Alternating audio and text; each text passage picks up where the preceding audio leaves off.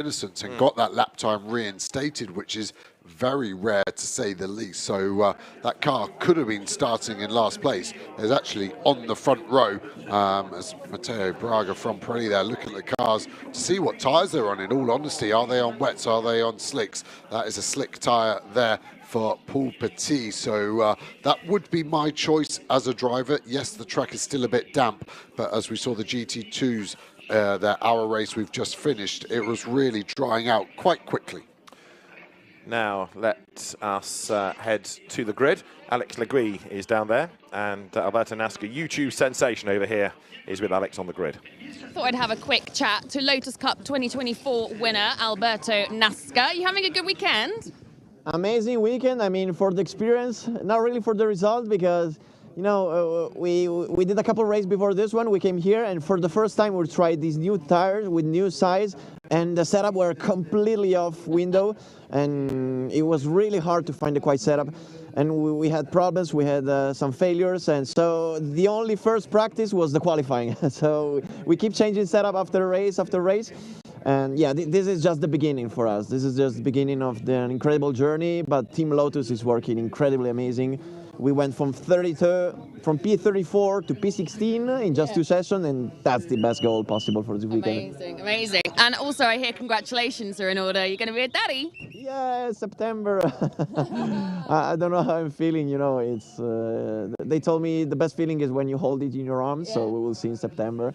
Now I have to focus on the race, because the priority now is to survive turn 1. I see everyone is going on slicks. I don't know if just one decided to go on slick and then all the others decided to change. We will see. Best of luck, Alberto. Thank you. Great character, Alberto Nasca, and it's good to have not just him in the championship, but also his co-driver Stefano D'Este, who's been around, seems like, for a long, long time. But also the Lotus on the grid. There's a team operating Lotuses in British GT, and the cars looked quick. If there were, you know, occasional issues over the course of last weekend in British GT. Yeah, I know those cars quite well. Under the Mahiki banner, the team manager, good-looking guy. When I look in the mirror, it's myself, obviously. And yeah, we had a fast car, a British GT Donington, experienced a few technical issues and team issues, which I'll take the hit on that one. But we have a fast car, and yeah, Lotus can make a fast car, so we could do that. And maybe we'll see that in the race. They are talking about how much progress they've made, but maybe even more there from the second. I'll tell you something that's even better than holding a newborn baby would be that championship trophy that is in between the cars on the front of the grid. That would be the ultimate goal for any of these drivers on the grid. Now there, Jan Durant, who was second in the race this morning. Hadrian David, his co-driver, new to GT4. It's the first time they've really worked together as a combination, but it all seemed to fit together very, very nicely. And that Supra had really good pace at the start of the day. So again, that's a car to watch coming into this race.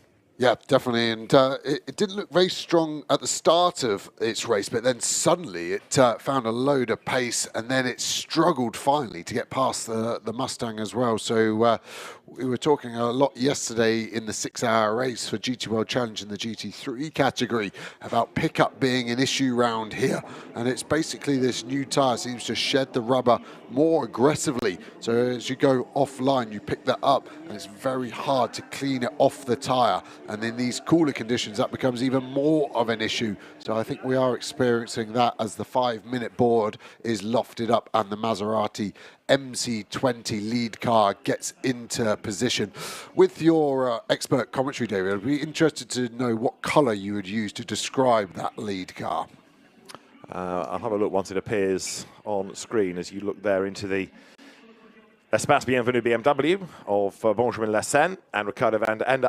That Maserati, yeah, it's not quite lilac, is it? It's, can I go with distinctive? Is that a colour? Yeah, okay, I'll take that. Because this is where you can find a board. Wasn't, in fairness, Olivier Jouffret driving then. It was Eric Tremblay, the man that runs the team, but it was wrong and they cop a penalty. And pole in bronze, Anthony de Barn, winner of the bronze AM class, I should be saying, in the first race. 3-minute board shown. Looking out of the window, you would say the road's pretty dry now. It was wet for the start of the GT2 race we just had, but that was an hour and a bit ago. And now the road pretty much dry. So teams with a bit more confidence maybe ready to go to battle now. It's actually quite hard to call. I actually think the whole surface may still be damp, and we actually can't see any dry patches yet. I think it still looks a bit too dark to be fully dry. We will get a mega drone shot on the formation lap to see that, and that will really illustrate where the track is at, and the drivers will be very much exploring where the grip is as they get ready to attack this Paul Ricard circuit. Audi, McLaren, Toyota, Ginetta, BMW, Aston Martin, Ford, Lotus, Porsche are all represented on this grid. It is a Mercedes at the very back because Elias Niskanen had a wheel part company in qualifying, so he didn't get a lap in. And another car that had problems in the qualifying session was Michael Haverant's Mustang. So that's going to be 41st on this 42-strong grid. You're looking at number 74, Aston Martin there, David Kuhlmann. That's another car that ought to be there or thereabouts. That runs within the Silver Cup. And the countdown continuing now, ready to get the cars underway for our second race of the weekend. David Kuhlmann, ex-Formula Renault racer, shares with the British driver Will Orton. And engines will fire up on instruction at the 1 minute board. The two Borissown Automotive BMWs have put themselves together on the grid. 12 is Gabriele Piana, but 11, one slot behind on the grid, is there Pedro Ibrahim, who was doing the GT3 race last night. Won his class, didn't he, as well? He won the silver class. James Caddick and Charles Clark. Yeah, in a BMW M4, but GT3. Quite different beasts there. We talk a fair bit about the difference between GT4 and GT3, but if you are new, the easy rule is 90% of a GT4 car is road car based, 10% race car, and in GT3 it's the complete opposite. 10% road car, 90% race car, and that's why they look quite different, but also the lap time they generate roughly 10 seconds a lap different depending on the length of the lap. But these much more road-based cars, not easier to drive, in my opinion, quite the opposite, because they're not optimized to be driven on track like a GT3. I find them harder to generate a lap time, and I think that's why we see so much great racing from this category. And the great variety of brands and the balance of performance that we have in GT4 equates them. You'll find some cars good in a straight line, other cars good through a corner, but effectively they're all doing the same lap time. What makes a difference, of course, is the man behind the wheel, and in things like AM or Pro-Am, you welcome into it the less experienced or the amateur racer, and the Silver Cup is for the young guns. You're not talking about people with decades of experience. It's sort of young, aspiring pro racing drivers. So the green flag is shown at the back that says everybody is ready to go. The green flag at the front allows the lead car, the Maserati, to accelerate away, and now the race cars follow suit. So it is going to be Paul Petit in the green Audi that leads the way. The yellow McLaren, Mackenzie Cresswell, who raced well in the earlier race today, third over the line, but then a penalty was given for an earlier offence, and it put them to fourth, he and Josh Rattigan. But this is the grid. Paul Petit starting on pole position with Robert Consigny alongside, Mackenzie Cresswell third, and Jan Duran is fourth, ahead of the Ginetta of Senna van Waldstein, and then Benjamin Lessen's BMW starting sixth. Seventh is Clement Seiler, with Olivier Jouffret next, ahead of Ruben Delsart and David Kuhlmann, both in Aston Martins. Then two BMWs, Gabriele Piana alongside stablemate Pedro Ibrahim. Next on the grid, Marco Signoretti, the race one winner, Alex Papadopoulos alongside, ahead of Cindy Goudet and Thibaut Mojica. We'll come back to him in a moment. There's a story attached to Mojica. Alberto Nasca's Lotus has Gustavo Xavier's Porsche alongside. Then it's Mikael Loboda and Julius Steinarsson next, ahead of Anthony de Barn and the Israeli driver Guy Albag. Alexander Weintraub has Mathieu Nomblot for company. Joachim Bolting is next with Tudor Tudoraci alongside him. Miguel Cristobal has Nico Ferrarin, 28th on the grid, story attached to that car as well. Bas Visser next, then Fabian Duffieux ahead of Joachim Balder and Daniel Blichler. Philippe Talamy is on race 17 with Lucas Stugliano. Then it is Paolo Maloney's BMW and Mikael Brunhagen's Toyota. Keith Gatehouse comes next with Mats Olsen for company. Then it is the Tamil actor Ajith Kumar alongside Charlie Hart.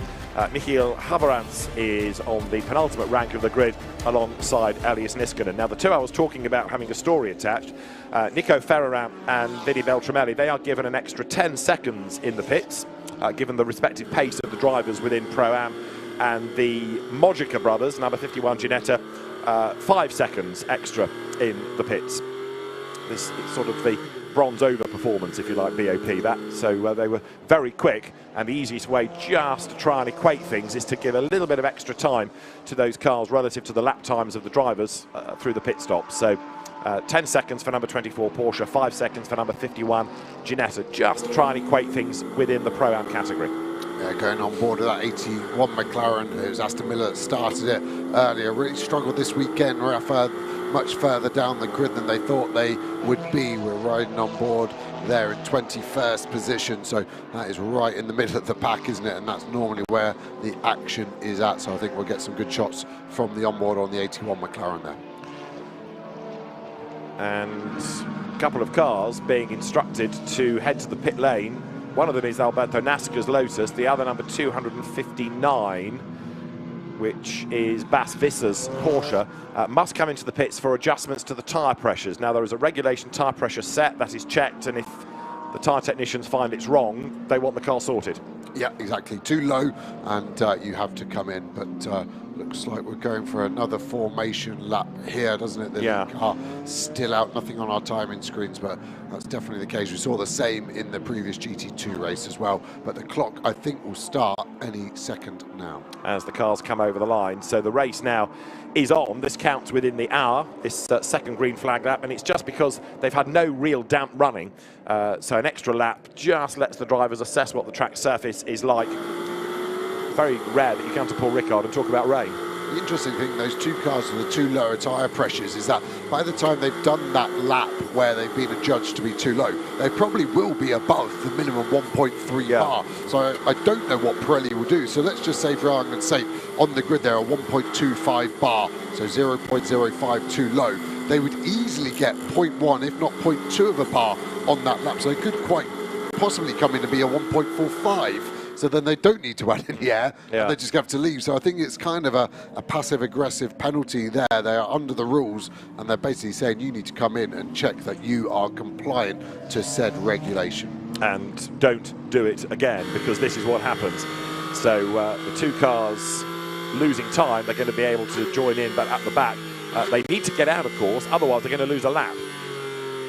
Yeah, that is the big problem. They should do, especially at the pace here. And there should be a green light on pit exit. The only reason pit exit light goes red is when the safety car and the train are at the last corner.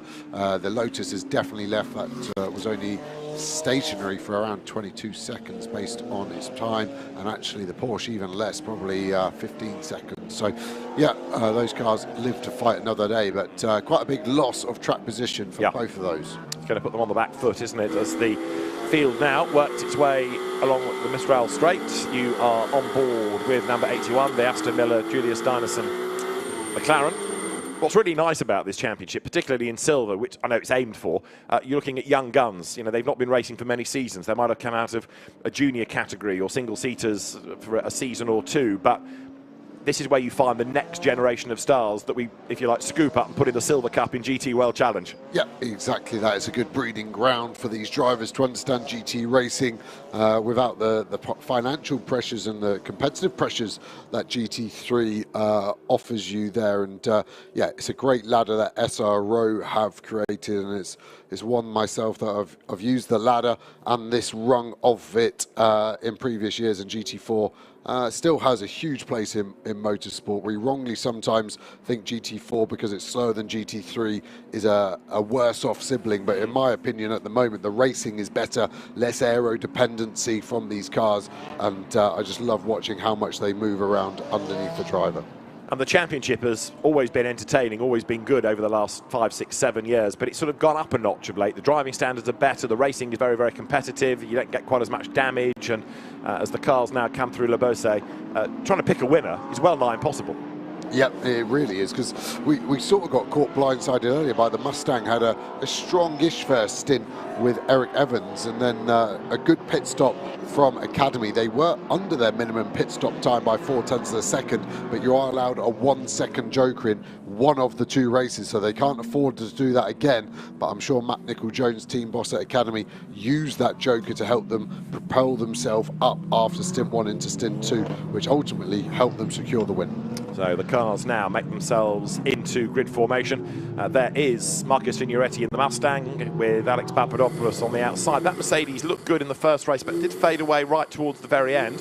Julius Dynason here in 81, sharing with Aston Miller. He starts to get himself into position as well. Julius Dynason, the Danish Formula 4 champion back in 2022, raced in the BMW M2 Cup in Germany. Robert Consonny, perhaps he's the man to watch here in these testing conditions, ex-rally man. So you take somebody onto a rally stage, say go, and they have to learn, and learn fast. So if anybody can cope with a greasy track, he's your man, I suspect, in the Audi, but he's stablemate out of the same team, Team Speed Car. Paul Petit lining up on pole position in the green Audi there. The cars come up towards turn 15 now. Then the lights on the gantry on red. If the race director, Joel Duval, is happy, he'll give the instruction to get the race underway. And our second race of the season in GT4 European Series is going to be about 55.5 minutes when the lights go to green. Now it is blast off. There was a Porsche that popped out of line further back. I think that was the Nico Fararant car. But a demon start by Jan Duran in the Toyota Supra around the outside line. He's got his nose in front to get past Consonny. Up the inside line goes Paul Petit. And here comes Duran, and here comes Benjamin Lessen's BMW round the outside. The Toyota takes the lead. The BMW goes wide and skips off the circuit, and so do others. Back onto the road. Well, Jan Duran leads, but he was off the racetrack, and he certainly gained an advantage by that. Yeah, I'm not a fan of that one, and I think the race director's got a big call there to make.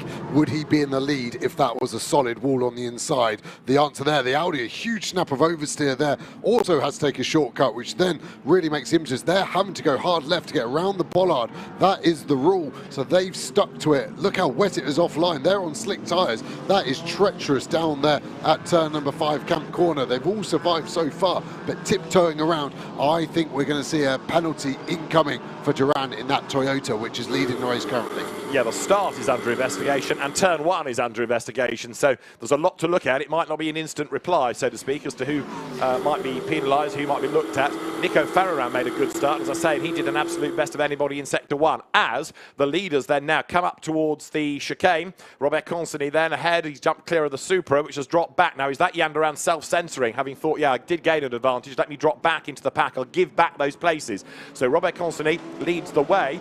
In second place, looks like Senna van Valstein's Ginetto. Whoops, mayhem breaks out in the chicane.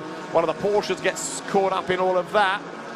That might have been Fararant's car as he tries, yes it is, to get it back in the right direction. Yellow's in sector 2, therefore, as it is. Consonny leading the way. Cars now pound through scene for the first time of asking. Second is Van Valstein's Ginetta. Third, it is Jan Duran's Toyota Supra. And then you've got Piana and his teammate Pedro Ibrahim in the BMWs. They've made really good starts, haven't they, to get up there. Look, the bright blue BMWs now going third and fourth because Jan Duran in the Supra is fading. Yeah, I think he was smart to let those places go from the lead, but are those Borsan BMWs on wet tyres? Because they've both made huge gains, 8 and 6 places respectively. I can't see it being a wet race, but on these first few laps, cold tyres, they are. There's no Pirelli tyre marking on those tyre walls that I can see. I think both of those cars are on wet tyres. There's no yellow on the top, maybe on the rear, maybe I've called that wrong, but maybe those drivers have just had the start of their lives, but they have done so well. Car running wide in the background. It'll be interesting to see if we get any intel from pit lane and Alex to see what those cars have started on, but great start from both BMWs. Absolutely. Constantly then leads the way. Van Valstein was second, but now it is going to be Pedro Ibrahim up into second place, and Paul Petit and Jan Duran from rows 1 and 2 respectively is struggling. Constantly leads the way, so it's a really jumbled order. Marco Signoretti coming back at Paul Petit. Now that green Audi was the one that had the wheel bearing failure in the first race, and it still doesn't look totally hooked up here, and Jan Duran in the Supra is also losing time. Signoretti up the inside, can't get past the Audi, just fends off the Toyota. Up the curb goes Signoretti, and offline goes Duran. Finds it's wet, finds it slippy, loses the place to Mackenzie Cresswell's yellow McLaren. Then he hits him, knocks him sideways, way out wide on the outside line there, the Aston Martin of Clement Seiler.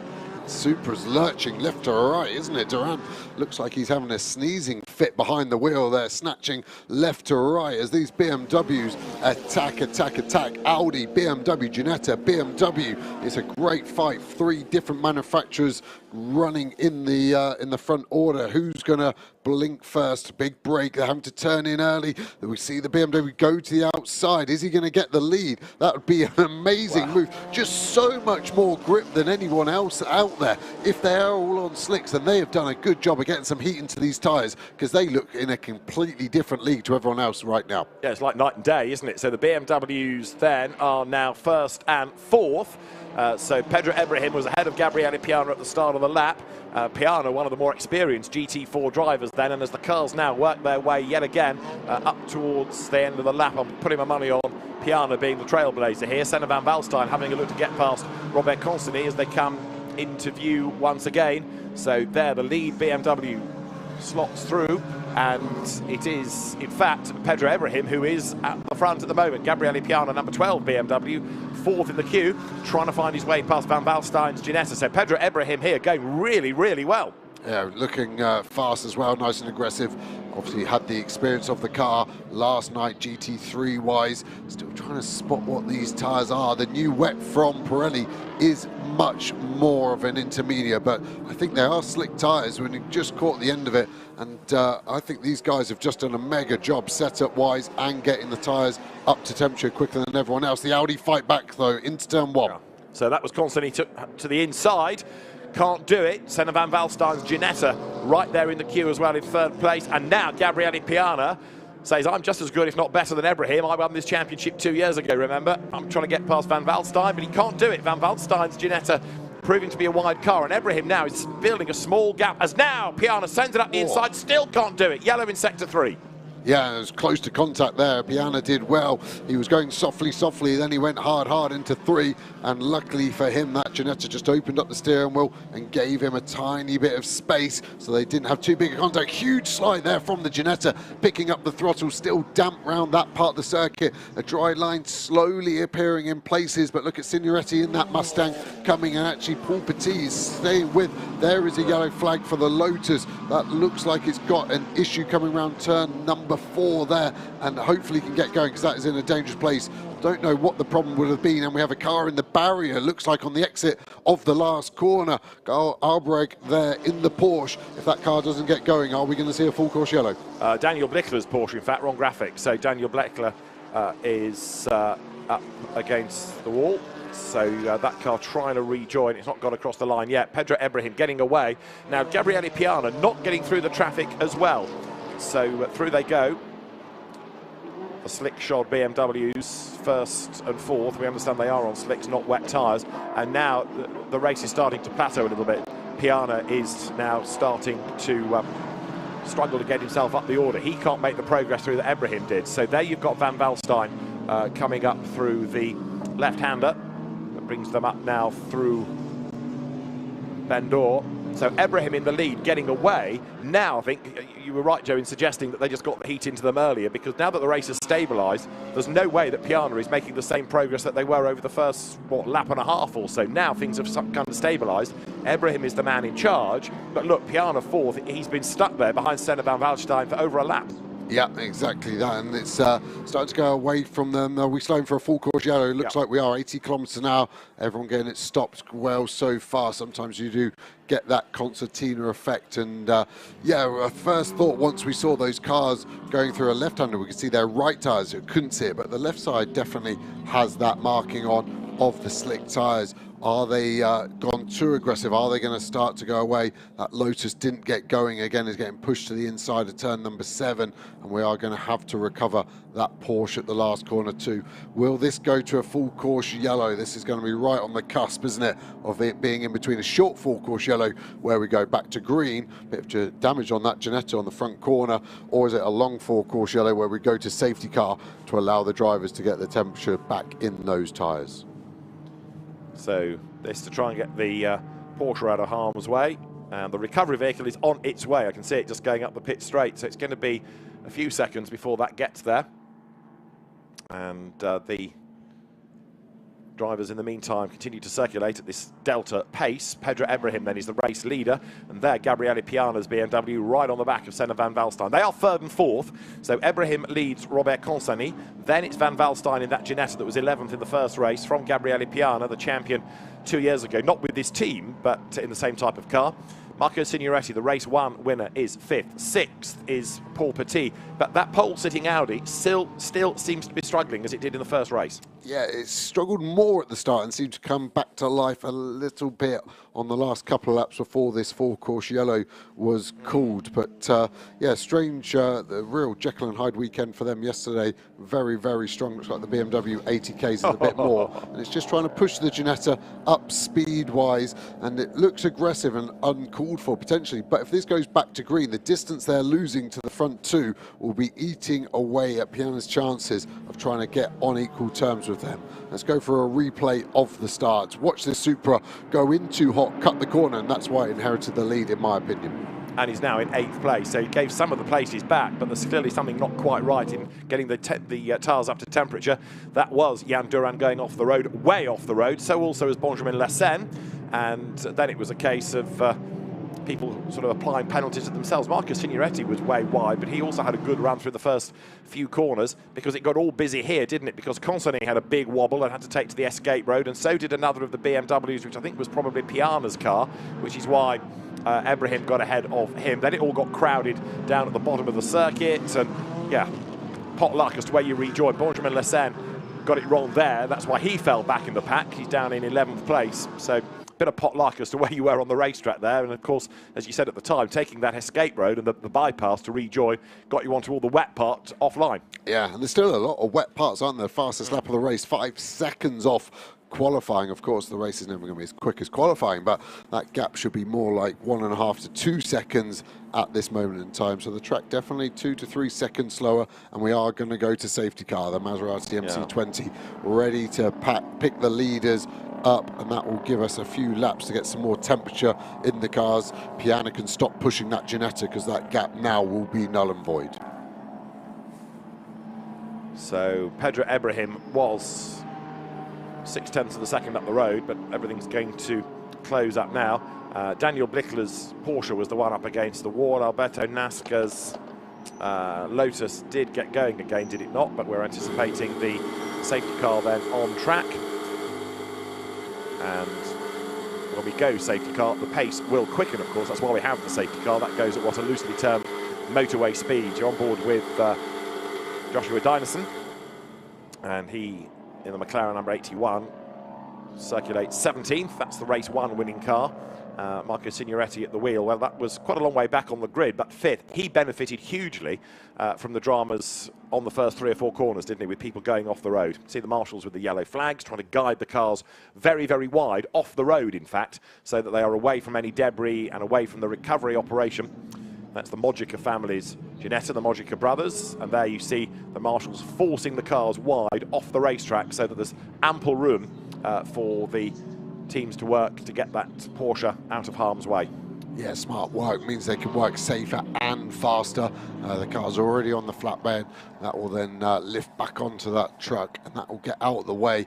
And I think we'll go probably full course yellow into safety car at the end of this lap. A couple of laps of safety car to get the temperatures into the tyres, and then we'll get back racing. So could potentially go green roughly when the pit window opens in 8 minutes' time. Worried about skin problems this summer? Say goodbye to suntan and greasy skin with the all-new Active Charcoal Facial from Green Trends. Infused with activated charcoal and detan agent, this unique facial cleanses pores, leaving skin fairer and grime-free. Get your Active Charcoal Facial at... Director, will it be full safety car procedure? So Pedro Ibrahim's BMW leads the way from Robert Consonny's Audi, Senna van Waldstein's Ginetta 3rd, Gabriele Piana's BMW 4th, 5th Marco Signoretti's Mustang, the race 1 winning car, 6th Paul Petit's somewhat troubled Audi, 7th is Mackenzie Cresswell in the McLaren that he shares with last year's silver champion Josh Ratigan. In 8th place, Jan Duran. Now that Supra, yeah, okay, he gave places back early on, but I think he struggled on the first lap and a half maybe, to get any warmth into the tyres because more places were lost. 9th is Thibaut Mojica, leading Pro-Am, but with an extra 5 seconds to serve in the pits. And in 10th place, number 39 of Clement Seiler. Now we go safety car then. Safety car procedure is called for. And the Maserati, there it is, will put the lights on, and Pedro Ibrahim will slot in behind. And hopefully it's just going to be 1 lap to get everything up to temperature, and then they can go storming away once again. GT4 European Series. Oh, big cloud of something out of the back of the Ginetta there from Senna van Waldstein. Only him doing that, so I don't think it was him running over something, but It's only the Ginetta from which the smoke or dust seemed to come out of the back thereof. Yeah, maybe just locking the tyre up, ABS in all of these cars, but when the brakes are cold and tyres, sometimes the ABS can't react quick enough, so maybe just grab the front brake there, just getting some temperatures back in, but that's exactly why we have a safety car, to build that back up. Imagine if we just went straight back to green, then all of those cars would have been suffering similar fortunes to that Ginetta, which will have zero issue, but potentially a small flat spot on one of those tyres. We had 6 hours of GT3 racing last night without a single safety car. We had a few full course yellows, brief ones, but we got through without any safety car at all, and it will be in this lap. So it is just sort of half a lap to get things up to speed, but we had the Legend safety car in this lap. Maybe it's just for a safer restart, really, but they're really forcing the warmth back into the tyres now is Pedro Ibrahim, the team manager of car number 87, being summoned to race control immediately, and 87 is the Toyota Supra of Jan Duran that was way off the racetrack at the first corner. So even though the team may say, well, he gave places back, race control want a word. Yeah, it's never a positive chat. I now know that as my role as team manager in British GT. It's not to ask about your health, is it? Yeah, or to say well done, which is a shame. So the safety car peels back in then, so kind of half a lap of safety car really. We are going to go racing. So Pedro Ibrahim, Robert Constantini, Senna van Valstein, Gabriele Piana, Marco Signoretti, the leading quintet as they come up to the line. Green flag waves, and this will get things back underway with 5 minutes before the pit window opens. Battle is on there as Jan Duran tries to have a go one side, then the other of Mackenzie Cresswell's McLaren, and the Toyota Supra lines up for a go on the inside. More smoke look out of the back of the Ginetta that goes straight on. Senna van Valstein makes a real mons of turn 1. Way off the escape road, flicks the sat-nav on to try to work out how he gets back onto the circuit, and he'll rejoin somewhere in the pack as they're 3 wide. You've got BMW, Aston Martin, and Mustang. On the outside line, the Mustang. And that's going to get crowded out, isn't it, as they get into the braking zone, as down they come. Ginetta, in fact, it was on the outside line, so the Mojica Ginetta involved in that. And a drama there for another car that suddenly slowed offline. The drone chases down towards turn 5. Contact in the background. That Ginetta gets spun around, and that was a pretty innocent party in that move. I think the other Ginetta just doesn't have any ABS. Huge lock-up into turn number 1, so I don't know if that's a wheel speed sensor failure on that Ginetta, or they just need to reset the system, but that's going to be hard work for the number 10 Ginetta. False start, 5-second penalty for number 128, the Matteo Nomblo Porsche, as the rest of the cars now battle their way through the chicane. So for the lead, Pedro Ibrahim, Robert Constantini still tied together sideways. Jan Duran with this Damocletian visit of the team manager to race control, possibly to affect their ultimate race outcome. Marco Signoretti in the Mustang presses on, and yes, it was 51 Ginetta of Thibaut Mojica that got turned around, as you were hearing from race director Joel Doval. That was the car that gained an extra 5 seconds to serve on its pit stop anyway, and its race has kind of unravelled a bit now, to say the very least, as Mackenzie Cresswell heads up to Le Beausset. And again, that big lock-up comes from Senna van Valstein, who's way off the road. So when I saw something coming out of the car on that safety car lap, well, you've seen it twice more now, once at turn 1, now here at Le Beausset, and you kind of think they're getting to a point where they need to bring that to the pits. Yeah, it's so hard to drive a car that's designed with ABS to just not lock up constantly, and that is what we're seeing, aren't we? So yeah, the only hope they can do is when they turn the car off and on again, the ABS comes back to life, and the second stint will be okay. Yellow flag sector 3. I wonder if that was for the Ginetta running wide, or it's another incident. It's another incident, one of the BMWs. That's got to be Piana, hasn't it? And the Mustang, I think, was in strife as well, because that's for the lead as Constantini gets ahead now of Pedro Ibrahim. But it looks as though Signoretti and Piana have had a bit of a tangle down at the exit of Virage de la Tour down to Virage du Pont. New race leader, Robert Constantini, up into the lead. Down to second then goes Pedro Ibrahim. And Ibrahim tries to fight back the Brazilian driver coming out of turn 2. There in the meantime is Van Valstein being a bit more cautious in the Ginetta on this lap, but he loses out to Guy Albach in the Porsche Cayman. You can see in the background, Piana is running once again. So Piana was 11th over the line, and Signoretti down in 14th after they tripped over each other. Yeah, and I wonder what happened there. The time of contact, Signoretti was in front, so was it Piana just being a bit aggressive with the move there? And both cars were so far off the track, there must have been a big impact, and I worry there's going to be some damage on both of those.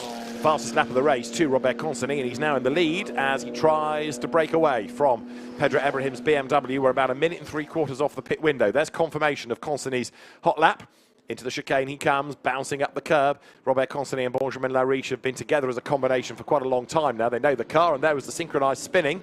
Signoretti and Ibrahim somehow getting themselves together and turned around. Yeah, it's quite hard to call that. It's carnage in the background there around Le Bousset. Can't see which cars started which, but that was the race leading car earlier on this morning, wasn't it? Yeah, the Joachim Bolting Porsche with the clown's face on the side was one. This is Josh Dynason, who's getting back onto the road, having had a delay at the chicane by the look of it. He's got a puncher. He's got a bit of right hand down there going in a straight line, either suspension damage or a puncher. So suddenly this race coming alive, a minute till we can pit. So these cars are too close to pit entry to be able to take it, but anyone that's in sector 2 will be able to pit, but that's no one really inside the top 20. Indeed so, but this might be a roll of the dice for someone to delay further back there. All of a sudden up into third place with the mayhem breaking out around his Paul Petit. So the Audi looking a bit more competitive now. Fourth, Jan Duran, Mackenzie Cresswell fifth, Benjamin Lassen sixth, that's Clement Siler seventh, Senna van Waldstein is eighth, Guy Albarg is ninth, and in 10th place, trying to recover is Gabriele Piana, who had a spin here a lap ago. He won't like that, as up the inside goes Guy Albarg against the Van Waldstein Ginetta, and that ends up being squeezed out wide. That might give Piana a chance to challenge as well as they come up towards the end now of lap number 8. Just over 35 minutes of the race to go. Cresswell looks to the inside there of the BMW, but thinks better of it. The McLaren's still struggling. Straight line speed, it's more of a corner car, which is frustrating for the drivers. They speak about getting stuck behind a car and then not having the power to out-drag them to create the overtake. Pit lane now open for 10 minutes. So if you're at the back of the queue, you can come in early, and Josh Dynason has done just that. If he did have a puncture, that's been at the perfect moment because he can combine changing the tyre with changing the driver to give way to Aston Miller. And this is the view on board as the McLaren stops. He's not getting out of the car, is he? Interestingly, no, so either he doesn't know the pit well. That's a front left suspension or tyre failure of some form. I think it's the former, because it looks like the whole wheel is hanging off there. Was that the Porsche that had contact with the Ginetta at the last corner? Possibly so. It certainly had a spin early on when Nico Farrarin lost it at the chicane, and Farrarin, who was victorious in Pro-Am early on in the day, heading for the pits, is now there. Look, Piana gets back up the inside of Van Waldstein and goes through. Guy Albarg is next in the queue behind him. Got a yellow flag in sector 1 as we've been looking at all the dramas going on. This is Marco Signoretti, winner of race 1, on his toes to try to get himself up past the Cayman ahead. There's an awful lot going on and lots of people under investigation. So where to look next? Somewhere on this 5.8 kilometre track here at Paul Ricard as we fly into turn 10. The Ginetta struggling to keep up. Signoretti trying to get back up to where he was. Piana, him and Signoretti obviously getting together. Only one car between them now, that Ginetta. This is going to be difficult to get back up to the front. Remember that 61 Academy Mustang won race 1 this morning and at the moment is down in 10th position. That's right. So we understand that Nico Farrarin's Porsche has stopped in a safe position, so no need to neutralise the race for that. Robert Constany carries on for another lap, getting away a little bit from Pedro Ibrahim. Now Paul Petit, having lost ground early on, has now done the fastest lap of the race. He's in third as Jan Duran brings the Supra into the pit lane. Yeah, early pit there really for that car, but deciding maybe to get out of the traffic and into some free air. Not the worst decision. We've got a report that car 81 had a damaged wheel, so it'd be interesting to see if they got their minimum pit stop time and got Aston Miller in or not in that 81 McLaren. Number 31, Guy Albarg, 9th, has got a 10-second penalty to serve on his pit stop for causing a collision. So the Israeli driver going well, but that car is going to lose ground. Guy Albarg, former karter, and while he was a karter, spent a lot of his time promoting the cause of his sister, who was one of the people taken hostage on that October the 7th. Thankfully released, which is the good news, but it was a traumatic time for the family, and Guy Albarg raising a lot of awareness through his racing. There into the pit lane is the number 64 Olivier Jouffret, now Eric Tremblay Mercedes. So driver change there, that's part of the regulation stops. Quite a few are in the pits. Van Waldstein's brought that troubled Ginetta in as well, as you look at the Gabriele Yilkova Toyota Supra heading onto the Mistral Straight. Yeah, and we got the report on the damaged wheel on the 81, but that car's been in the pit lane for 3 minutes, so it must be some suspension damage as well, so that's going to be day done for that car. So what have we got left? Just under 32 minutes. Still the bulk of the leaders yet to stop. Robert Constany here trying to build up the race lead. There is the Supra, Cindy Goudet, Gabriela Yelkova, the drivers. Cindy Goudet at the wheel of it, fending off the Porsche Cayman of Gustavo Xavier. They are 13th and 14th at the moment, and Cindy Goudet leading her class as well, leading the Pro-Am category right now. Am being led, as often is the case, by Anthony de Barn. Cars flooding out onto the circuit. Some wet tyres on the rear of that car. So was that what they started on, that Supra? There was slick getting ready, I think. And yeah, just a side note there, cars leaving the pit lane had to be so careful not to cross the white blend line here. You can see that yellow arrow flashing. That's for drivers on circuit, saying there are cars leaving the pit lane. The racing line and the pit exit blend into one at quite an awkward moment right in the middle of a brake zone for turn one. So yeah, it's a point of interest with so many cars on this field. So there in second place is Pedro Ibrahim. Marco Signoretti coming to the end of his stint, doing an absolute best first sector, a personal best second. So although the fastest lap of the race has gone to the leader, Robert Consonny, the Mustang there, going through the shot is very rapid indeed. Doesn't end up doing the fastest lap, lost out a bit in the last sector. Mackenzie Cresswell's yellow McLaren is in. You can see the green Aston of Clement Zeiler in the pit lane as well. The Brunhagen Supra we were looking at with the tyre discussion. The Charlie Hart McLaren, the other RAFA car there, with a lot of front damage on the front left, missing a huge amount of the bodywork, but the rest of it seems to be holding up okay at the moment. This race too, very much they got the feeling of the last race of the weekend for the GT4 drivers. All hell is breaking loose, it feels like. Hold on to your hats. Behind them is the #1 Mustang that Michael Haverantz didn't get a time out of yesterday, but he's also hauled it up the order pretty effectively into 18th place from last on the grid. So there is Haverantz going nicely in that car that he shares with Nathan van Springel. Michael Haverantz, another of the Ford Performance Junior drivers, comes now on to Mistral Straights. So Robert Consonny, the race leader, by 3 seconds, having fought his way up past Pedro Ibrahim. Charlie Hart's not being slowed particularly by the lack of bodywork on that front left corner. A big bite missing, as you say, but made it a lighter car. Yeah, slightly more aerodynamic in some ways and slightly draggy in others. I just wonder if that front fender is going to get ejected at some point. A huge amount of air rushing underneath that, and it won't be designed to support that. And yeah, luckily he's not damaged any of the internal radiators there, but maybe if they get to the pit stop and get some tape on it, they'd be okay. So maybe an earlier pit stop at the end of this lap might be a good idea for the RAFA Racing team. Michael Haverantz also you saw gaining a place under braking for the chicane in Mustang #1. It's another very rapid car at the moment. So from the back of the grid up into 17th place. I know the order is slightly shuffled by the early pit stops. And you've also got the car of Elias Niskanen, number 19 Mercedes, that lost a wheel in the qualifying session for this race, now within that top 20 as well. So some good fights going on, some good drives being put in as well right now. Yeah, the pit stop cycling through. Remember, 88 seconds is the minimum, so 1 minute 28, sorry. So just looking at the timing screens, some cars under that, but they have got that second joker to use. So as long as no one's below 1 minute 27, everyone is okay, as long as they didn't use that joker in race one. And some pretty slow, 1 minute 31s we're getting from some, 1 minute 35 for which Porsche was that? Hendrick Still having taken over from Joachim Bolting, but that was a car involved in a spin, so maybe they just had a cursory look for any damage while they were in the pit lane. Robert Consonny then chasing on to the tail of some of the traffic now, and we understand also from the pits that 97, the Nielsen BMW, was struggling to fix some fastening, so that had a long pit stop as well. Also now, of course, you can lose time if you get boxed in, can't you? Because the pit lane is, yes, long, but also very busy. Yeah, and it's hard. You come in and it can be... Struggled now. Ibrahim 3.4 seconds back, and I know that Piana had his spin, but he's pitted, having never really got into the top 3. So Beke Beschler has just taken over number 12 BMW. So the Borusan team splitting the cars. They don't want both in at the same... Strong and actually in a nice bit of space at the moment. Yeah, number 96 BMW goes by. That's the car that Vasily Vladikin and Michael Loboda share. And the British Simpson team operating that for Continental Racing.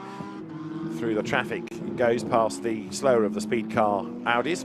Right, Consonny, Ibrahim, Petit, Lassens, Signoretti, the leading 5, all in the pit lane this time, and they've got to be, because if they left it another lap, they'd be out of time. So now, not only is the pit lane busy, but it's full of very important cars to the outcome of the race. Benjamin Lariche on his toes. runs round with his seat cushion ready to jump on board. Yeah, you can see that 81 McLaren's actually been pushed out the way, so try and count the drivers down when to leave the box and then count them down. Goes Benjamin Lariche, staying ahead of Jagish Gedik, who takes over number 11 BMW, and then it should be Paul Petit, but no, looks as though the BMW is going to be ahead. Let's see as that goes into the corner now. Paul Petit will stay ahead of the Toyota Supra of Hadrian David. Yeah, but Van der Ende jumps them, and a relatively slow pit stop there from Paul Petit's Audi. They were nearly 4 seconds over the minimum time, so did they get blocked in? Did they struggle to restart? With now Alain Gabet, number 31 Porsche, up the inside, and those two squabbling for position. Remember that the Gabet Porsche had a penalty. Big drama there for the Brunhagen Supra that gets turned around down in turn 4-5. Could be able to rejoin, but more time lost. Yellow flag out then in sector 1. Yeah, one of the Mercedes didn't quite catch which car number that was. I can see it from the drawing, number 16, I think that was. Looked like a lazy turnaround there. I think that will be a drive-through penalty. Andy Cantu behind the wheel of the car now, having taken it over from Miguel Cristoval, the NM Racing Team car number 16, one of the team's cars. We've seen the NM out in the previous race. Neil Montserrat as the race leaders then accelerate through the chicane. There up the inside goes number 1 Nathan van Springel. He moves himself past Andy Cantu. There in the pit lane, tyre change required by the look of it for number 28, Ajith Kumar's Porsche that was in the gravel in the first race, but the Indian actor doing a good steady job this weekend. Yeah, and obviously started on wets as the one car shoots out of the distance there, and Aston Martin, wonder what happened there. It's coming back on the track, so hopefully A-OK, but yeah, definitely left scene there very fast. 61 Mustang now with Eric Evans aboard P9 at the moment behind the Mercedes. You can see the difference in these cars here, both front engine, but both very different sizes, and the noise of that Mustang as it blasts out this last corner. Let's just listen into it. Such a beautiful noise. Lovely deep rumble of a V8, just what a race car should be. Absolutely right. It's going to be an all Mustang race at the Le Mans 24 Hours this year, which will be quite a sound. So Benjamin Lariche leads by 2.8 seconds then from Jagish Gedik. Ricardo van der Ende is in third. Now that battle is Luc Ibanez versus Eric Evans. That's for 9th and 10th, so they both drop back seemingly on the pit stops. And the real beneficiaries are Ricardo van der Ende third and Hadrian David in the Toyota Supra number 87 back up into 4th place. Yeah, Ibanez has done a purple sector 1 on the previous lap though, so pace is in that car, and it does look like Evans is struggling to stick with him at this moment in time. Are they to make any inroads onto Tweet in front and Bessler in front of that, maybe even Josh Radkin in the McLaren? So targets are set, but the pace of this Supra, David is now looking very strong, isn't he? He's caught up Van der Ende and now on to his second lap of his stint. Needs to try and find a bit more pace if he wants to hold on to the final podium position. Hadrian David was impressive, was he not, in his stint in the first race? Bearing in mind he's new to GT4 this weekend. Very good single-seater racer, had a spell in prototypes last year, racing in the Le Mans Cup, the LMP3 class. And I think this is going to be one to watch over the course of the season. An incident has been noted between the Brunhagens and Andy Cantu. That was the one you were talking about down at turn 4. He was suggesting a drive-through. Well, it's being looked at, that is for sure. Yeah, I think it would be bang to rights. Just looked like he wasn't down the inside enough, and just essentially turned the car around, and yeah, I think a drive-through is the fairest penalty on that, as David. Penalty information for car 16, causing a collision in T3, 10-second time penalty. So 10 seconds to be added on at the end of the race, as here, Ricardo van der Ende, Hadrian David fight for third place then, and they are lapping certainly slower than the leaders, and they're not going to be helping themselves by squabbling like this. They could do with working together because they're not that far behind Jagish Gedik there in second place. Here, coming up towards the line, nose to tail, Van der Ende just ahead of David. Then, Greg Gilbert in the green Audi ahead of Josh Radkin. So the silver champion of last year going nicely, and down at turn 1, way wide there went, by the look of it, the Toyota Supra, not for the first time in the race, and that's going to give Van der Ende a clear ride for a corner or two. This is Radkin, forces Gilbert up the curb, tries to squeeze alongside, but it just doesn't have the horses in a straight line, that McLaren. No, but I think he might be able to dive down the inside. He thinks better of it. Interesting, we're only just starting to get a dry line in places. That shows you how damp it was, and Ratican's shown us how damp it is on that wet part of the line, and that mistake has cost him a car length or two, so he needs to regroup now. And like we've said before, that McLaren fast in the corners, so hustles the Audi, but then if we stay with this drone shot, watch the Audi just start to edge away as they get onto the straight now. Full gas up to 230, 240 kilometres now. McLaren trying to stay with, but even in the slipstream, the Audi pulling away. BMW, Ricardo van der Ende, he knows this car inside out. Hadrian David, second race in the Supra, so learning all the time, but he's a quick learner, is he not? There is Greg Gilbert under attack still from Josh Ratican, so they're pairing off a bit. You've got more drama, Andy Cantu. He's got a 10-second penalty at the end of the race, but he's had a spin, and has he got a puncture as well on the front right? Yes, he has. So more contact. Indeed. Another incident, but this time the bite a bit, in a sense. He's come off worse. So trouble for Andy Cantu. That's in the first sector of the lap. And we've got 19 minutes of the race to go. This has been a rather more combative GT4 European Series race as you look at the fight for third. Van der Ende just ahead of David. Yeah, this is how I remember European GT4.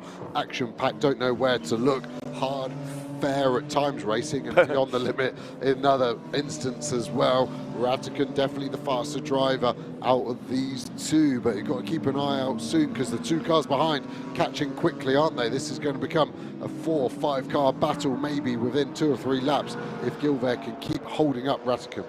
That's right, as the cars now swing up through the approach to Virage Dupont, and Ratican thinks about the inside line. Behind him it's Beke Bechler, then Baudouin Datou. Right, the leaders go by. 3.4 seconds is the margin, and it's going up. Lariche getting away, and here's this mad scramble coming over the line. So for fifth, deep breath, Greg Gilbert just ahead of Ratican, just ahead of Bechler, just ahead of Datou. BMW good in a straight line. There's another BMW good in a straight line, and that is Ricardo van der Ende keeping Hadrian David at bay. Love to see the battle behind them because it was going to be too wide. Ratican had the inside but had the wet part of the line. Has stayed in second in this battle pack, but pulls weirdly to the left. That car has just turned off or lost power. He is going to grind to a halt if he can't restart that. That was very odd. All looked okay, then just went. And then we have the BMWs, that Cantu's car in the background getting behind the barrier. Yeah, the Mercedes out of the race as you look there at 39 of Baudouin Datou. He's on the back of Beke Bechler. Coming out now of turn number 5, and Ratican is out of the race. The car's stranded, same place as Andy Cantu's Mercedes. 17 minutes to go, but it just slowed suddenly, if you can slow suddenly. Place is lost and it's parked as now look, Van der Ende has to go really defensive to keep Hadrian David at bay. Van der Ende covers off the inside line and they're catching, are they not, to the tail of the lapped Audi as well, so they need to negotiate the speed car entry. Which way does it go? 44 Julien Ricard dodges out of the way. Past him now goes Van der Ende and Hadrian David, but this is a mega fight coming up towards senior. Now Van der Ende covers off the inside line. Hadrian David goes to the outside. Is he going to be bold enough to try? Yes, he is, and it worked. Brilliant stuff. Hadrian David right round the outside going into senior, and he doesn't even run up the curb. Beautifully done. Amazing send that, just went in with maximum commitment and hope in equal measures, and it stuck. And now I think he'll be released and will have some mega pace. What can he do about the cars in front? There's another BMW in front of him, 4.2 seconds up the road. Van der Ende not seeming to have the pace to stay with that Toyota. Be interesting with the the elite McLaren, because there was something going on in the last corner, because it did get down the inside of the Gilbert Audi, that I saw, and then had a weird snap, so there's some damage done there as we go to a battle further down the pack. Another car sending it around the outside. That is a great move from that dark coloured BMW on the black and green Mercedes, there. Nice, fair, hard racing from Victor Buveg there in the BMW. And you've also got Hendrik Still, who led race 1 for the first half, sitting on the back of all of this. So the Toyota Supra, Gabriele Yelkova, is in the mix. So there's the Supra coming up towards the end of the lap then. Behind it is Victor Bouveng in the BMW. Then you've got Eric Tremblay. Then you've got Hendrik Still. This is 15th, 16th, 17th, 18th. And this quartet are all fighting for the lead in Pro-Am. We've got a time penalty being given to number 44 for track limits. That's the Repair Talamy lapped Audi. But here, a 4-way fight for honours in Pro-Am. How about this? Hendrik Still up the inside of Tremblay. He goes third in class. Yeah, some very fast drivers, And in this Pro-Am battle, this is for the lead of the race in their class. So far, very, very tight between all four. Hendrik still looking like he's got good pace. Victor Bouveng all over the back of that Supra of Jilkova as well. And the drone shot still showing the BMW to the inside. Looks like he's got past. Is it going to keep it? Hendrik still, I thought, might be able to get back. The Supra back to the inside. There's going to be side-to-side contract. Hendrik still might be able to get a run on both of them. He does not at the moment. BMW has taken the class lead thus far. I don't think this battle's anywhere near done, though. No, 14 3/4 minutes to go. Next question, how many are going to finish out of these four? So it is now Victor Bouveng in the lead in the BMW, the almost bruise-coloured car, heading into the chicane, just ahead of Gabriele Yelkova. Hendrik still, you might put your money on here, given that he was on pole position for the first race outright, but at the moment he can't get past that Supra, and sideways he's having to defend from Eric Tremollet. Back onto the Mistral they come then, so they power on up towards the right of senior. Victor Bouveng took over from Joachim Walder in that BMW and just about has the advantage in class. Roberto Faria, by the way, Aston Martin number 5, is doing 2 absolute best in the sectors, even though he's only 12th. Hendrik still has a look at the inside of Gabriele Yelkova's Supra, can't do it, and has to cover off any challenge from behind from Eric Tremollet. And while their squad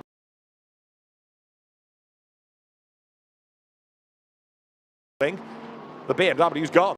Yeah, it really has. Big drift out of that chicane for Still. Then an interesting look into scene turn 10. I don't understand that one. It only compromised both him and the Supra in front, and that's let that BMW get away. Desperation there for me. Needs a bit more composure. Still on the Pro-Am podium, but that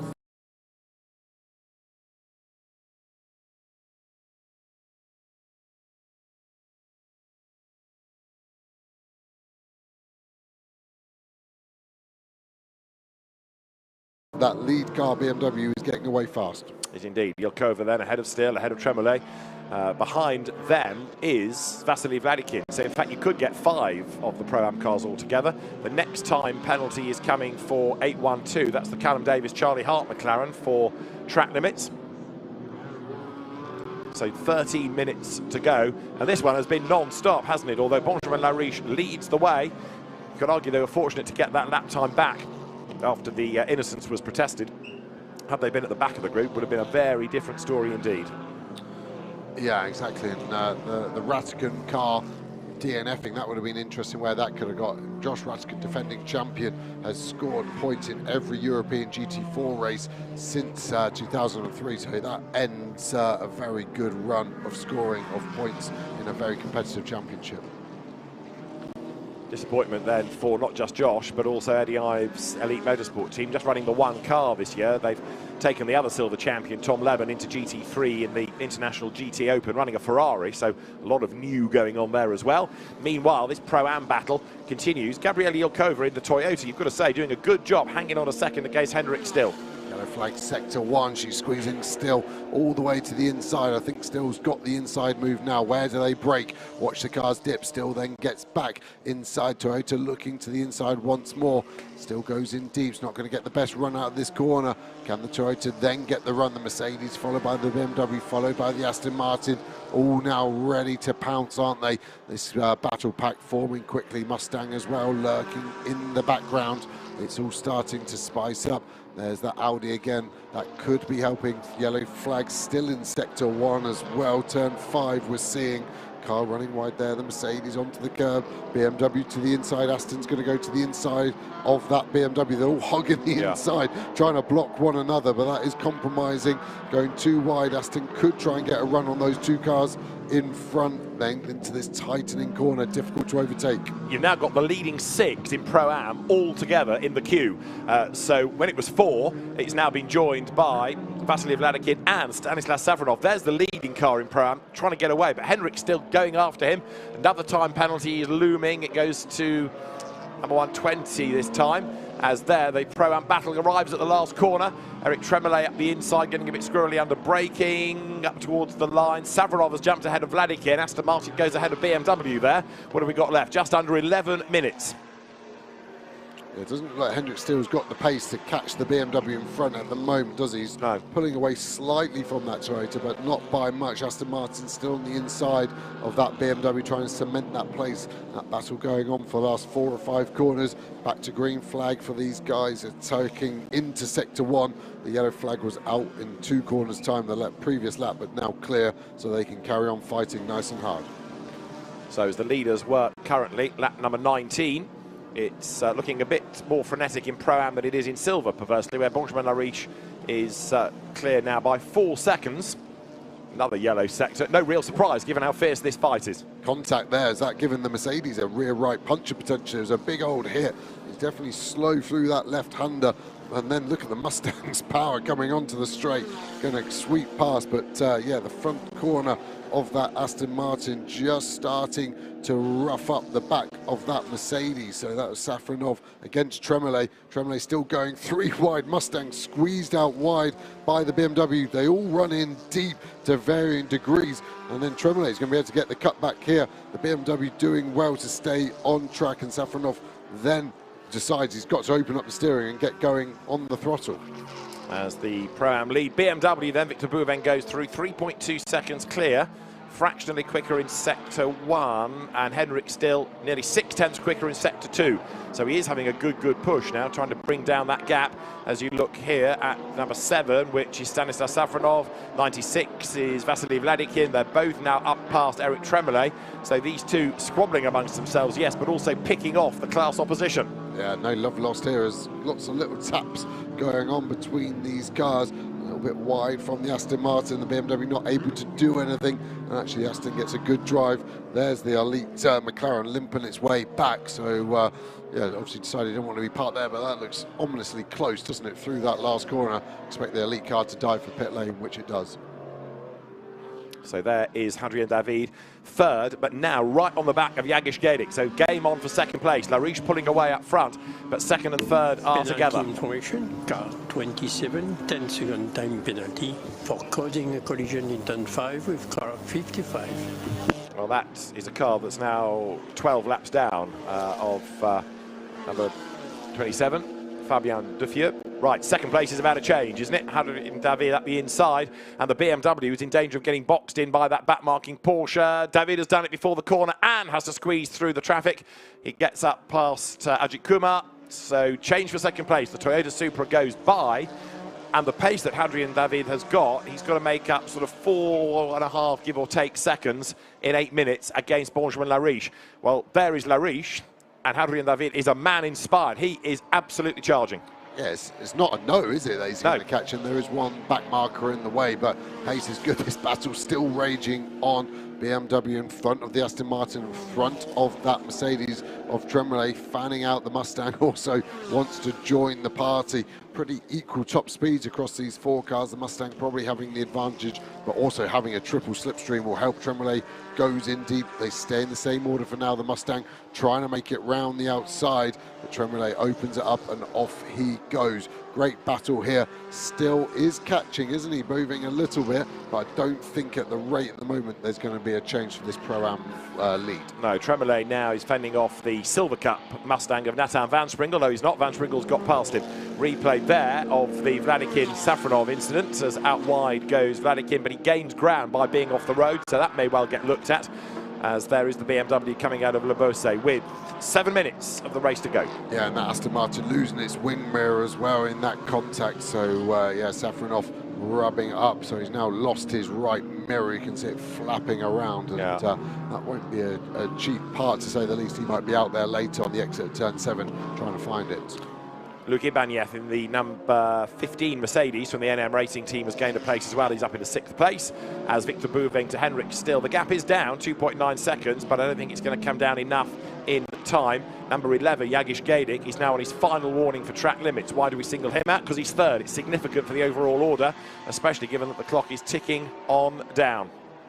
Yeah, car in front, David is 1 less than him, so he's had 4. Once you get your 6th, that is the penalty. The leader, however, has only used 1, so he kept his powder very clear. You know, the yellow flag in sector 3 at the moment as this battle rages on. It's been semi-fair, hasn't it, so far? But these two drivers seem pretty pumped up at the moment to try and get somewhere near the last. This will be for 4th in Pro-Am, but then potentially can they catch the choke to get the final Pro-Am podium position? Hadrien David is catching the race leader outright. There is Benjamin Lariche, and he was 3.3 seconds ahead at the start of this lap. But in the first sector, about 6/10 quicker was David. In the second sector, only 1/10 quicker, but the gap is certainly coming down. 5.5 minutes on the clock. Hadrien David is pushing. His last lap was round about half a second faster as well. So it's going in the right direction there. Look, that Toyota is absolutely flying. Yeah, pushing it to the limit and beyond. See the attitude of the car. You can see the tyres underneath him rotating nice. Small set of 11 set from the rear as he jumps on the throttle. Gap last time round, 3.3 seconds to this Audi of Lariche. Lariche looks like he's struggling.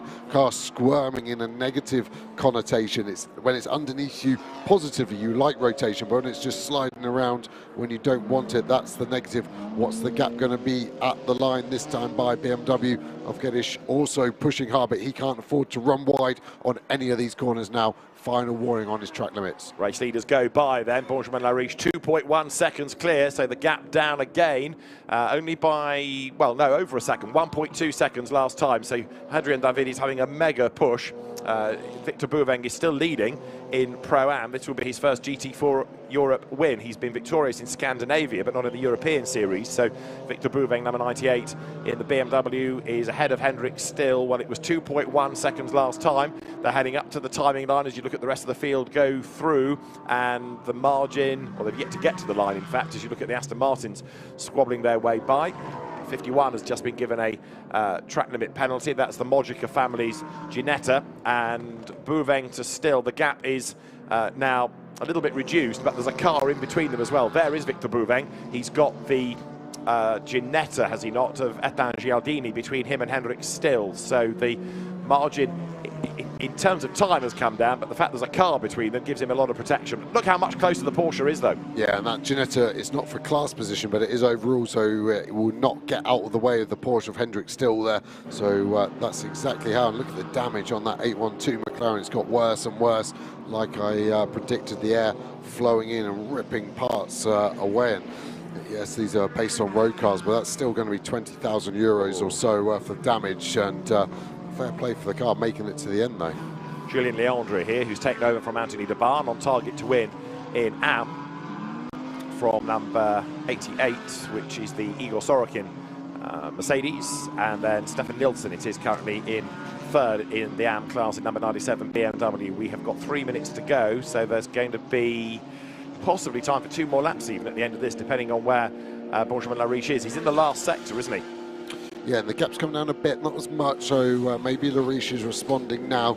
Was just looking after the car, looking after the tyres, and now he knows he's got 2 more laps to go. He can probably drop the hammer and make sure he's using every last percentage of grip. But the gap last time round, 2.1 seconds. I think it will go down, but not the same rate as the previous lap. The team looking on nervously. The gap now down to 1.4 seconds. Another 6/10 taken out. Keep going at that rate. They're going to be bumper to bumper as they take the checkered flag. And there'll be time for 1 more lap at the end of this. So 2 laps, that's good news for David. It's bad news for Lariche, who is the hunted. You saw Robert Consonny watching on from the pit wall. He and Benjamin Lariche make a great double act. But Hadrien David has been one of the standouts of the weekend, hasn't he? New to GT4 racing and going really, really well. Down through turn 3 they come. And the Toyota Supra edging closer. They're coming up to the end of the first sector. This will give us a chance to see how much ground, if any, has been gained. Still, Victor Bouveng is ahead, looking for his first European Series victory in Pro-Am. There is an ever more nervous-looking Robert Consonny, as the gap is down by another couple of tenths. Hadrien David is almost there within striking distance. It's going to be an absolutely perfect finish now as he gets on the lights to try to distract Lariche. Good luck with that. Benjamin Lariche, if I called him one of the old stages of GT4, I don't mean that rudely, but he has been in this championship for a good number of years. This is Hadrien David's first weekend in the championship. Yes, he's made people sit up and take notice, but this is a fascinating battle between somebody that knows GT4 racing inside out and a really, really impressive new arrival. Yeah, and there's no cars in front of them, so this could be a clean fight. Headlight flashing, still going. Interesting concept, flashing the car. As a driver, when I got flashed, it motivated me to dig deeper to make sure I didn't let this little minks behind me get past. Some drivers it does agitate to a point where they make mistakes, but Lariche, I don't think is going to blink at that. Yes, he hasn't got the pace, but he's not going to make a mistake just with a couple of headlight bulbs flashing him in the rearview mirror. Through they come then, so it's Audi versus Toyota. Behind Jagish Gedic, he's hanging on to third place, but remember he was caught and passed by that Supra and has fallen away. Fourth is another BMW, Ricardo van der Ende. Fifth is Beke Besler, who's had a good run to recover after Gabriele Piana's spin, and sixth is Luc Ibanez, and this is the Pro-Am lead, and it changes. Hendrick still goes by, so that's been a really impressive fight back, hasn't it? Because he was towards the rear of the initial four-car queue. He's had to find a way through the traffic and then go after the BMW. The Porsche gets a little bit sideways coming out of the corner, but Hendrick still, brilliant job. He's in the lead of the class. Can he hang on in there? Bearing in mind that car was delayed in a spin early on. We saw it way off the road, so they lost a big chunk of time. Leaders go by. Onto the last lap, 0.3 of a second. It is Benjamin Lariche just ahead of Hadrian David. Now we're going to see defensive driving at its absolute maximum.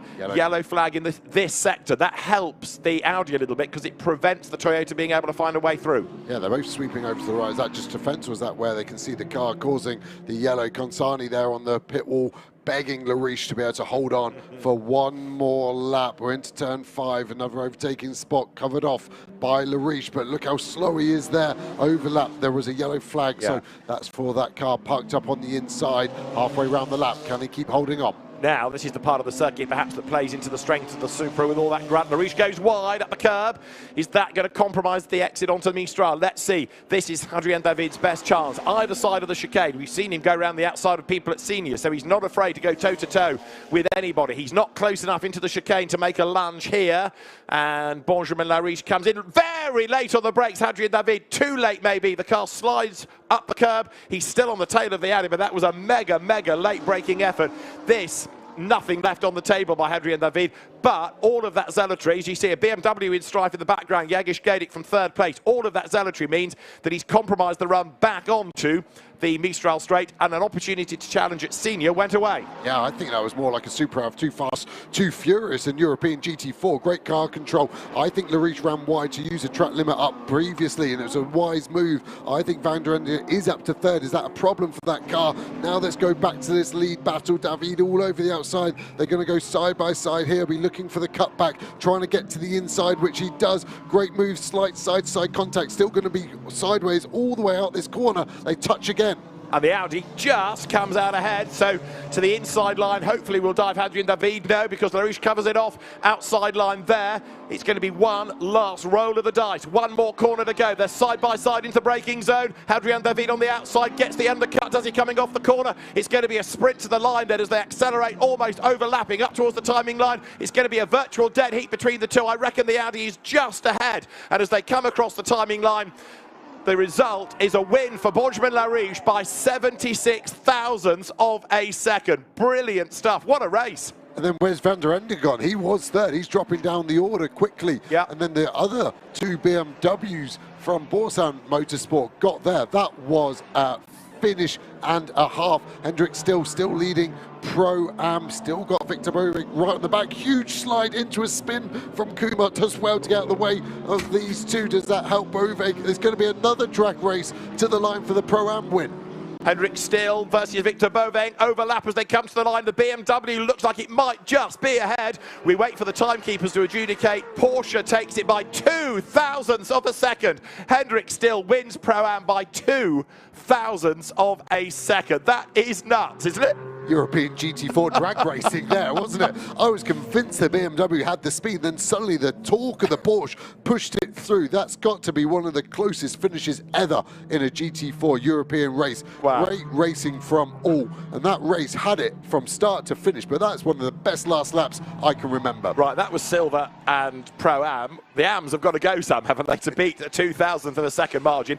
76 thousandths in Silver, 2 thousandths in Pro-Am. Julien Leandri is going to come through there in the BMW to win in the AM Cup. It's not quite so dramatic there because he's got quite a big gap over Igor Sorokin, but what a race and a deserved win, you've got to say, for Benjamin Lariche and Robert Consonet. But boy, did Benjamin have to work hard for that. Gedic was third, Bessler fourth, Ibanez fifth. Ricardo van der Ende did drop back on that last lap to sixth. It's going to be quite a lot to catch up on.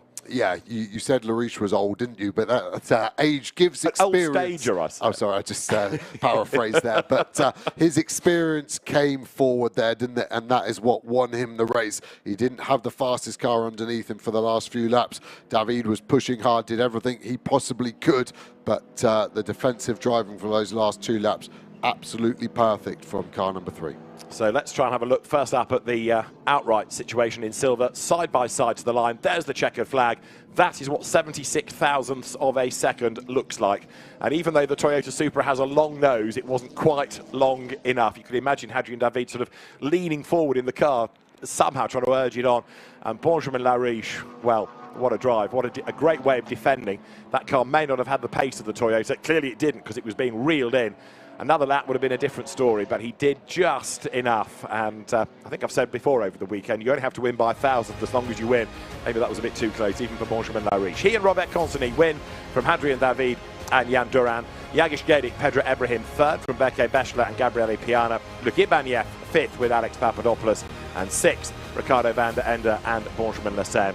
And in Pro-Am, well, it was a virtual dead heat. The 2,000th of a second, Henrik Still and Joachim Bolting win from Victor Bouveng and Joachim Valder. So Victor is denied his first European win, and third in the class. Another impressive effort, actually, this Stanislas Savronov with Alexander Weintraub. And in Am, it went the way of Julien Leandre and Anthony de Barn, ahead of Keith Gatehouse and Igor Sorokin. Third, Mats Olsen and Stefan Nilsson.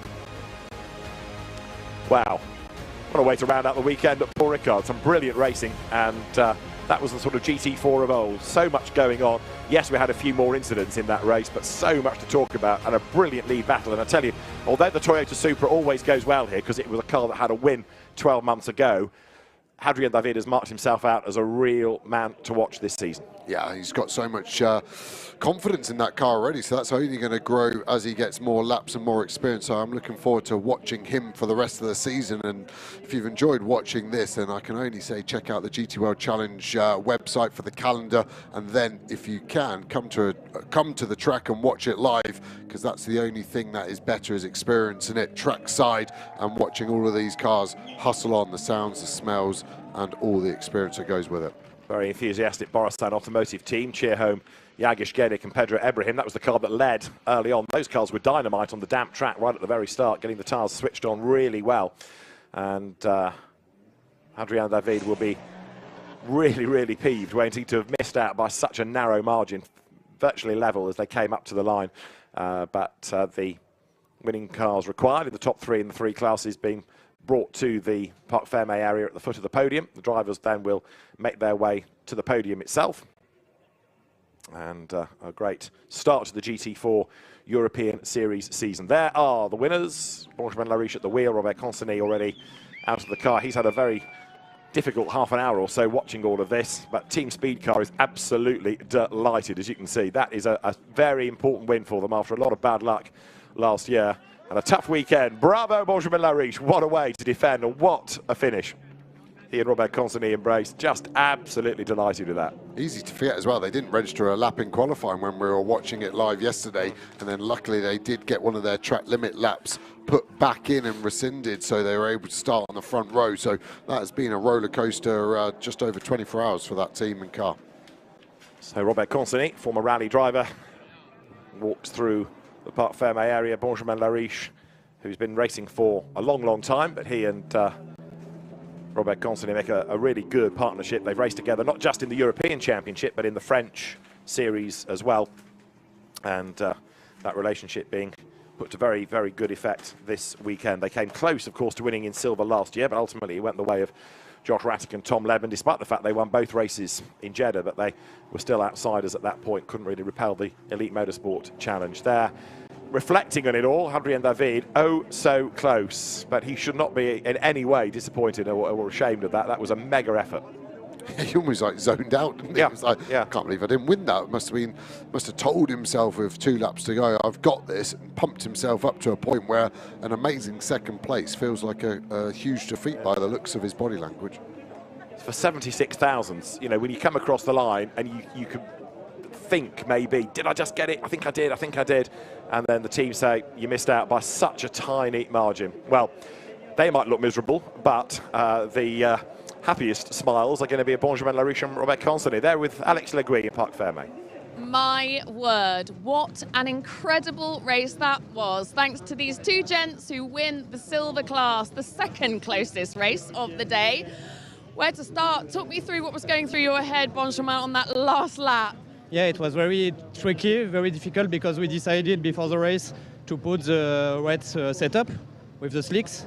But it was very good at the start of the race, at the start of my stint, but But the 3, 4, 5 last laps, it was very, very difficult to keep the pace. And I'm very happy to win at home. First time we win in France, so I'm very happy because. Also it's good to have a battle with Adrien David, a driver like this. We're coming from a single seater, and it proves the level of the championship. So very nice for the team. Good for you and great for us too. Certainly for the championship. What a way to start your weekend. I'm very happy because you have a big malediction at home, and now it's finished. We win, and we bring the cup at home, and I'm very happy. My team make a very good job. My teammate also, and I'm happy to go on the first top step on the podium. Well done, boys. Congratulations. Thank you. So lots of bad luck last year. The fact they were even in the hunt for the championship was quite a surprise in some respects, because penalties, damage, retirements, it all seemed to flood their way. Great start to the year, as you just heard both Benjamin Lariche and Robert Constany say. They will go to the top step. 76 thousandths of a second, that winning margin. There's another penalty coming after the race. Ajith Kumar for a pit stop infringement. Another penalty has been given now to number 7, Stanislav Savronov, for leaving the track and gaining an advantage.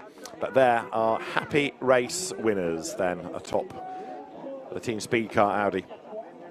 And yeah, GT4 European Series looks like it's going to be in for a mega season, that's for sure. Right, the even closer winners, Henrik Still and Joachim Bolting. They win Pro-Am. And our Pro-Am winners who delivered the most exciting final lap ever, the closest race of the day. Talk us what was going through your mind as you came around that last corner. Yeah, fuck, I don't know. I really don't know. I mean, it was so crazy. We came from P30 overall, and I think P5 or 6 in the class. Joe was hit by another car, so really unlucky for this. And then we go through the field. I can't believe it. And I mean, it was close. The second last lap already. It was safe for me already, the lead. And then, just the M car in front of me spun. I was so scared. I was looking for Victor, who he is with his BMW, and I didn't see him. And then I saw he's next to me, and crazy. I mean, in the end, we have a little bit advantage on top speed, so we made it by 2 thousandths or something like this. Crazy race. I'd love to have heard your radios over that. Yeah. Joachim, when we spoke earlier, you told me on the grid that you were feeling nervous and that you did not expect to win this weekend. Yeah, that was what I expected when we started the race. Because of the conditions, it was not really dry. It was a little bit around wet and dry, and with the slicks it was very tricky because a lot of guys were braking very late and spun, and yeah, someone hit me, so I had to focus the rest of my race, but I think I did an average job, and so Henrik made the rest. It's all down, boy. It's all down to those lucky shoes you were telling me about earlier. He's got lucky shoes on. Yeah, that's my name, so everyone knows how is my name. That is all. Boys, well done, well deserved. What a great way to start your season. Congratulations, and go and get up on that step. Well done to Joachim Bolting, Henrik Still. Apologies for the colourful language of Henrik Still. I get the feeling that there's a lot more that Alex needs to investigate in this car over the year. There are the shoes, there's the wearing of the cap, there's the clown's face on the side we need to unravel as well. It's a car of characters. I know we're impartial, but he's my favourite driver by a mile. I've never seen someone wear a hat like that, and I'm truly influenced. But great performance from them both, and I want to see more of this car as the year goes on. Circus and a clown. The circus has come to town, hasn't it? What a finish. Yeah, Henrik Still talking about having a bit of a top speed advantage. Well, Victor Bouveng may disagree because he was almost level. Let's look at the highlights of race 2 of GT4 European Series.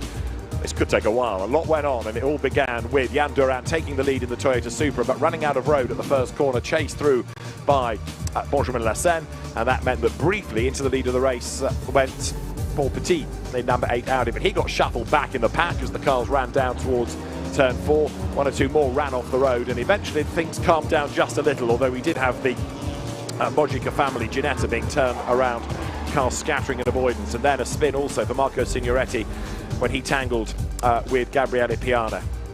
In the end, the Mustang that won the first race was a long, long, long way down the order, but on the track, into the lead of the race went Robert Consigny. He relayed Benjamin Lariche on the pit stops. And there's some great battles going on the other side of that, especially in Pro-Am, where initially Gabriele Yilkova led. She was then outmaneuvered by Victor Bouvin. Henrik Still's Porsche started to pick its way through the traffic as well. As up into second place, charged Hadrien David in the Toyota Supra. Next target for the race lead would be Benjamin Lariche. And as they battle their way onto the Mistral late race, Henrik Still had managed to find a way past, but the story was not over. It all kicked off ahead at the last corner. For the race lead, it was going to be side by side. Hadrien David versus Benjamin Lariche. The Toyota tried the outside, then got up the inside, and the drag race to the line saw them come through with 76 thousandths of a second, the margin in favour of the Lariche-driven Audi. And if you thought that was close, Pro-Am could outdo it. There was a delighted Robert Consigny, but it was 2 thousandths as Henrik Still fended off Victor Bouvin. And there, the winners in silver, Jagish Gaidik, Pedro Ibrahim already on the podium for third. For second place, you can see Hadrien David and Jan Durand thinking, but for 77 thousandths would have been ahead. And then for the top step, Robert Consigny and Benjamin Lariche at the end of a stunning race.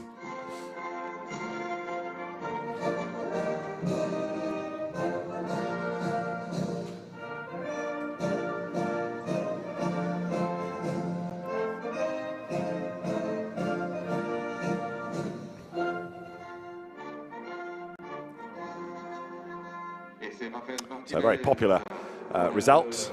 French teams first and second, and Benjamin Lariche just being able to hang on to win as Rafa Martinez, the man behind the RAFA Racing Club, competitor in this championship last year, steps forward with the trophies.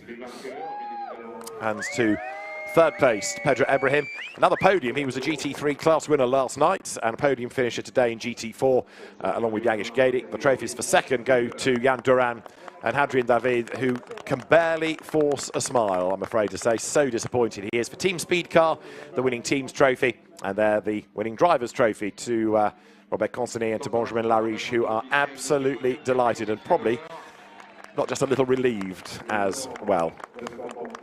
And the newcomers trophy then to Jan Durand, receives that as well. Fabulous job done by the Map Evolution team. So Robert Consigny being encouraged with the champagne. First of all, though, the photographers want the picture of everybody with their Paul Ricard themed trophies aloft. That was quite a race, wasn't it? Incredible. Generally one of the best races I can remember in some time. And yes, we had some contact. We never want to see that, but none of it was reckless. It was all hard racing induced. So the champagne is sprayed, and there's always one driver this weekend on the podium that seems to struggle with the cork in the bottle. It's one of the Toyota drivers this time. But Robert Consigny is a very happy man as he stands on the top step. 2 races done there, 1 event down, and it is Jan Durand and Hadrien David who have been consistent across the course of the day, and they now have the championship advantage, only by 3 points from Benjamin Lariche and Robert Consigny. Now Marco Signoretti and Eric Evans ended up in the second race 8th and have won the first. All good points for them. 4th, Ricardo van der Ende, Benjamin Lassen from Alex Papadopoulos and Luc Ibanez. 6th, Jagish Gaidik and Pedro Ibrahim. So certainly the silver contest has proved to be a very, very competitive one, and more of the same in the other classes for sure as well. The GT4 European Series in for another very, very busy season and some great racing. And again, we're sort of discovering new people, aren't we? Letting themselves into GT4 and coming up on top. Hadrien David particularly, I think, one of the real stars of the day.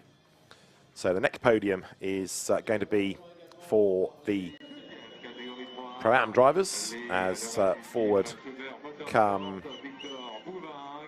Victor Bouveng and, well, the result has changed, in fact, already with penalties. So third in the class would have been Gabriela Yilkova and Cindy Goudet, but they are not yet on the podium. So this is a slightly erroneous third. Second, anyway, to Joachim Walder and Victor Bouveng. That's fine. And the winners, Henrik Still and Joachim Bolting. But with penalties being applied and the result shuffling, third ought to be now the Toyota drivers Gabriela Yilkova and Cindy Goudet. So what we have on the podium is slightly misleading now.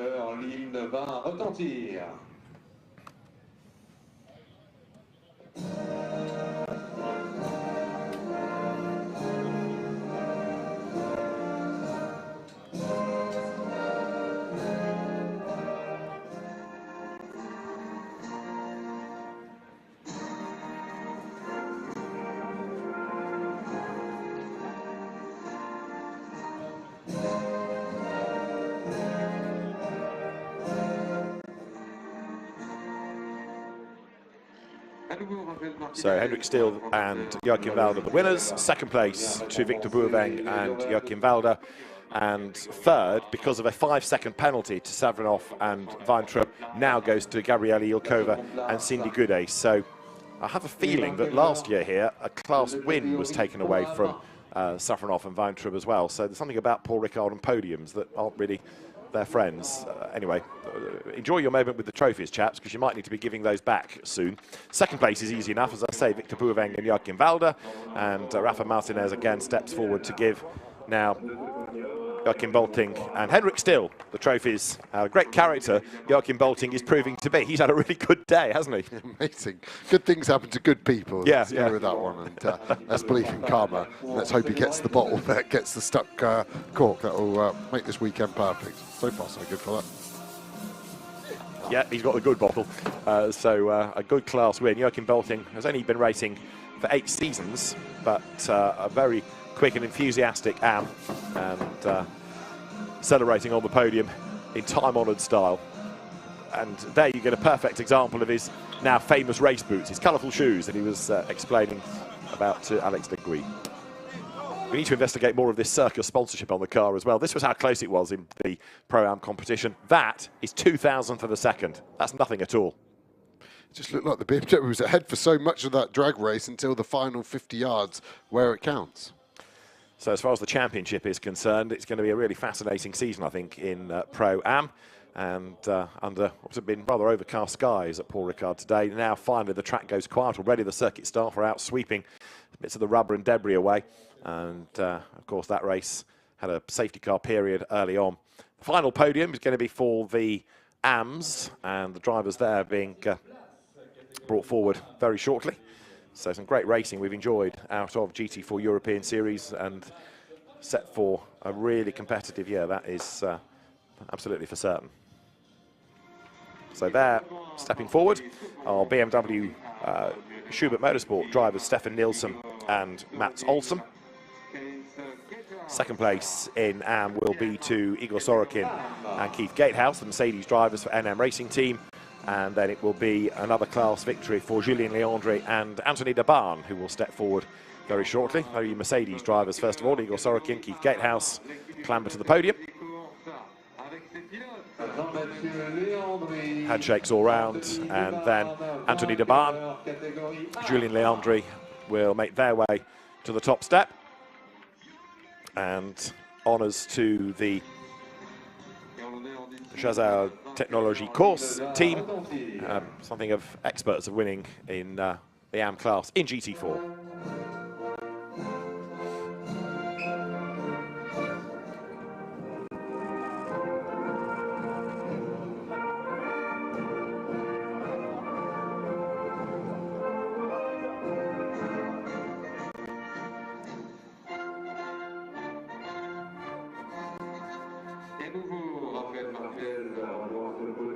Good to see healthy representation in the AMs as well. It might be, if you like, the third class when it comes to the podium, but numerically it's strong, and pretty much everybody within it has found a playmate.